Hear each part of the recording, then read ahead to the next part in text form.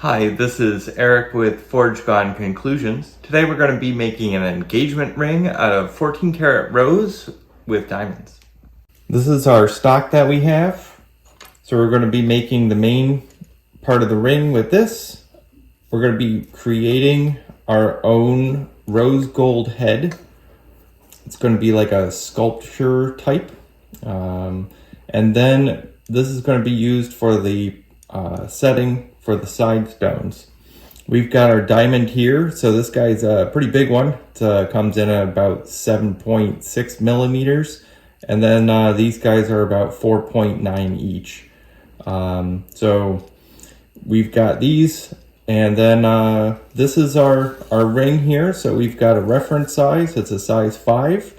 And so that's what we're going to be doing today. Engagement ring with these diamonds. All right, let's get started.